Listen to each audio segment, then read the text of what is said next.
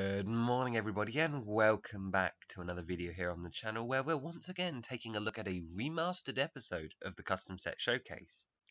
Now, you see, about 1 year ago this very week, I released the first ever Custom Set Showcase on the channel, coincidentally my second ever video, where we took a look at this custom set here, Z0001 The Fire Sanctuary, the first ever custom set that holds a special place in my heart.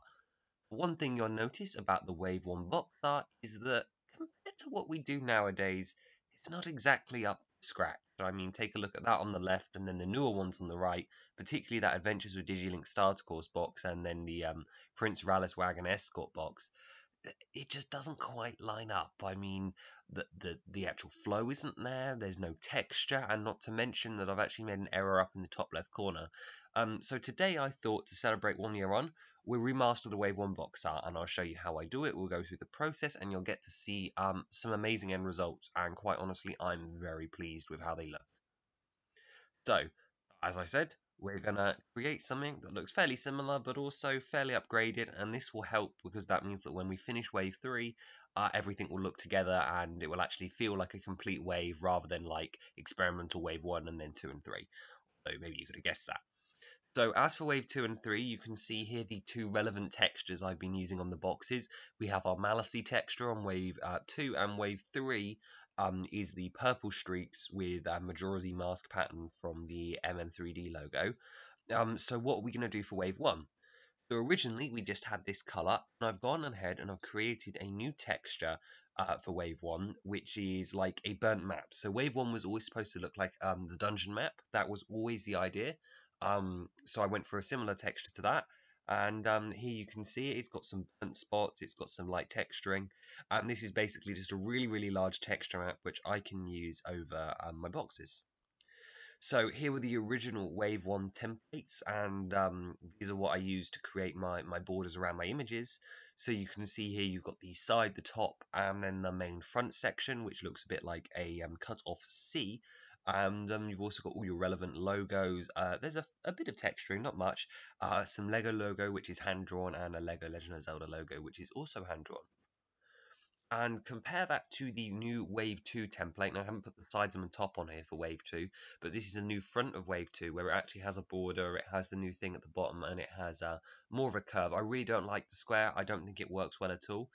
And I think we definitely need to bring it in line with these first three waves. One thing I'm also planning to do is once we hit Wave 4, I'm going to completely shake up the box design so that 1, 2, 3 will be similar, 4, 5, 6 will be similar, and then if we ever get there, 7, 8, 9 will also be similar too. But that's not exactly relevant now. And from that, we have created our box templates. So here we have our three images. We have our top, our left, and our right, and it is very, very similar to the Wave 2 and 3 ones. The only difference being the color and a bit of line thicknesses. Obviously, I'm always improving and changing, and there's some minor improvements here, just like every wave. And let's just line this up with some of the other stuff. And I apologize that it's cut off the screen at the top. The top is really not important in this. It's just about showing you how they all work together. So if you notice the template from before, and then how I add all the little images onto it flat, and then we make it 3D just like this. And what I'm going to do now is I'm going to do a little time lapse, let's say about 5 to 7 minutes, and you'll get to see all of the stuff come together. Like you'll get to see me do the rest of the boxes of the wave, and then we'll come back and we'll take a look at all of them properly and show you them together, and just how much better they look. But just looking at this one briefly before we go, I mean, wow, I really do think it makes a difference. I think it's really, really crucial that these boxes do work. Like the first ones worked at the time a year ago. Those first boxes were like real good for me, but then we immediately upped my games, so they fell behind. And I'm really glad to see these Wave 1 sets because Wave 1, I don't know, it's probably my favorite wave that we've ever done. Just it makes them to fit, and it allows me to see them again in this new beautiful light, and I'm really happy to see them like this. But anyway, without me waffling, I know it's been a year, I'm allowed to get a bit sentimental about these ones. I'm really happy to see them upgraded. Let's get into that time lapse before I keep you here all day. So, welcome into this time lapse where today we're going to be making all of the Wave 1 box art, and you're going to see the first thing you notice is that I actually do my boxes in PowerPoint, which is a bit different to what you might have expected. So what we're doing first is we're doing the Great Sea Adventures one, and you're going to see things move pretty fast. So I'll explain what I can when I can. And what I'm trying to do here is trying to place the Great Sea Adventures like art onto our box. And you can see it didn't quite work, so I had to import all the images individually. Personally, I really love it when things like the top of the animals go over the little border that we have, and I think that looks pretty good. So then what I did is I brought in all the characters, I chose my piece of my side box art, I put them all on the picture. You can see that I'm filling with layers to make them work, and then we're also putting them on the top of the box, which is what I do there, and occasionally I'll add them to the bottom front here. However, that is something inconsistent to all the boxes, and that's pretty much the simple process. I then will generally adjust the colors of my backdrops just to sort of make them work, and then you'll see the process of trying to line them up here just like that, and there are some thicker lines that go over to make them look more like boxes, and then I very quickly move on to the others. Now this is actually a fairly long process. This is incredibly sped up. You can see there I did the information box for Z005, the ring ceremony, ages 8 and up, with 288 pieces, and at this point I'm then trying to arrange the different sequences that we have. This was one of my first figures that we had to fix up there, so I actually had to physically erase the background for him because that was before that. And obviously the star of the show for this one's going to be Groose. Then we'll add the three to the top of the box, add Olan to the platform, and then we will be done. However, these ones wouldn't be complete without the birds, and I'm upgrading my top box art as well for these guys, so I did something a little bit different. And you can see that I actually leave all my construction files open on the left, meaning that when I group a box together and then save it as a picture, I still have the individual files, which also help a lot when I come to do instruction manuals and such. That's more of a thing for the later waves, but still, it's a thing. Next up, we're on the Castletown People Pack, and this one has a really, really long sidebar because it's all about the people. What we're doing right now is adjusting the actual backdrop so it doesn't look like the castle people are floating. And then we'll adjust the color a little bit just to make it work, make a small glow effect, and then grab all of the figures to then line up along the bottom. And this was actually pretty challenging because, well, there's like 13 of them, which is a really large number to work with. And I apologize for the block in the bottom right hand corner. I did not have a choice on that matter. Then for this one, I chose to add all four of the resistance to the side of the box, and you can see that very clearly here, just sort of lining them up to make sure they're all on the screen. And to deal with the top of the box, I decided that I'd add the stalls and like buildings and such to the top. And then once again, we'd bring it together and add a little bit of a frame, which will be nice and helpful in making the corners stand out. And then we're already on to Z007, the Bokoblin Battle Pack for 9 and up. And here again we have our backdrop coming in. All of these are hand-drawn. If you want to see those in a video, there's an Octane's Oracle where I actually draw them in the background. And then we bring in the Bokoblin Battle Pack, followed by all of the Bokoblins to have a little fight around the back. And you can see I'm sort of trying to blend them in with the backdrop that we made, and I'll probably end up changing the color on that to make it stand out a bit more.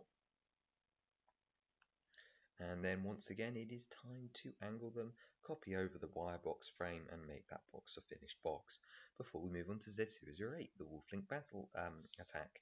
And the interesting thing about this one, at least for me, is that the box is our smallest of the wave and there's not as much going on, so filling out the space is a bit more interesting here. And once again I got to do something nice with the bubbling archer is by putting him on that pillar. It sort of has that bit of dynamism as well as taking the build and model outside of the curvy boundary which marks the top of our landscape photo. And I actually really like this style. This is very similar, at least to me, to the Harry Potter box art. You might guys not see it. You'll also notice, if you've really been paying attention, that some of the names of the sets are changing, specifically ones like this. The Master Sword Pedestal is definitely the proper name for a set like this, and that had to change from something. I don't remember what it was, but this is the new final name, so Z009, the Master Pedestal. But apart from that, very simple box. You'll notice again the Korok just about leaves the frame, which is something I really love. I've said that way too many times now. And then we're doing Gomer's Lair now, which is our last one for the day.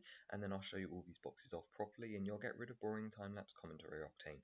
Again, all very simple, adding the images. I've already done all the hard work by deciding on the renders and the positions. A lot of my planning of what characters goes on these boxes actually happens in the render phase, which is sort of interesting, I guess. And besides that, it is just making them look pretty and making sure they fit on the box, which is not hard in comparison to the rest of the custom set showcase.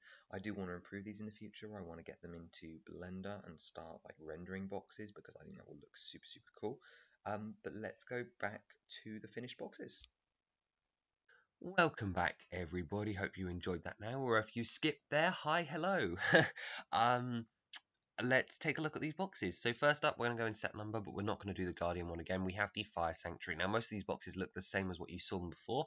However, there have been some minor tweaks and changes. Most notably for the Fire Sanctuary, I actually added an image of the Fire Sanctuary along the box at the top, which you can see there, a bit jaunty, but doesn't matter. I actually had to redo this backdrop from scratch. The original Fire Sanctuary backdrop was actually built into the model image, meaning that in order for me to claim it, I would have to use this tiny and broken image with the old box. So couldn't do that. So I had to make an entirely new one. So that took longer than I expected. But here you can see we have all of our characters along the bottom. We have our text box. We have our image of the actual Fire Sanctuary with all the figures on it. And our beautiful muted nighttime Eldin volcano. All the logos are on and present. And that new color with a bit of texture really makes these boxes pop. Next up, we have the Great Sea Adventure, another one of my personal favourites. We have our minifigures along the bottom. This one didn't actually change too much. I was pretty happy with this one. A couple of minor changes to the actual design, but apart from that, the box came together just nicely in its upgraded form. Same can be said for the wing ceremony. I made absolutely no changes to the overall design. I just obviously used the upgraded textures and such, and again, think it looks absolutely great in this new form. Next up, we have the Castletown People Pack, which was actually another one that underwent a couple of changes. Figures on the side stayed the same, however, the top of the box once again got an upgrade showing the side builds. Not to mention the new and upgraded textures make everything look better, and that is just a fact. Next up, Bokoblin Battle Pack, and this one didn't change at all. And then Wolf Link Attack, and all I really had to say about both of those was that the textures look so much better in the upgraded form. In order to sound not sound like a broken record, we're just speaking this now. You've seen the process, you've seen me gush over them. Now I just want to show you the final results. Next up, we have the Master Sword pedestal, which is another one that looks absolutely brilliant in the upgraded form. Then we have Guma's Lair Z0010, the final one, and another one that works really well with the upgraded box art.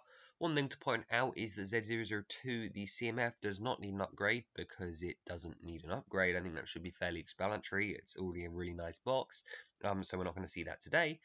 However, I lie, you will. And Z0012, I didn't feel the need to upgrade that as well. It still feels in line. And here you can see them all. This is them upgraded, and that just it is just that texture. And I really don't want to repeat myself anymore, but just that little bit of texture really, really adds that extra layer that just makes them pop. Oh, I really, really love them. They look so much. I'm really glad I did this. Yeah, take that 1 year special. Doing something different? No, never. I love this. This is great. I love this. They look so much better. Just to finish it off for the day, I thought I'd compare the original box, the first box, Z001, the Fire Sanctuary, with the newest box to the collection, the Fire Sanctuary Remastered, because this was the last box I did. This is the one I had to redo the background for, and that just really is illustrated here on the image. And I think there is no clearer upgrade, and that's why we're doing this remastered series, not to give me free content, but because look at it.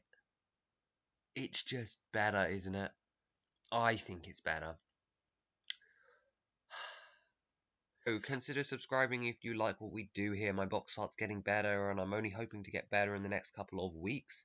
Um, subscribe, I guess, and I'll see you next time. Thank you all so much for being here. Bye bye.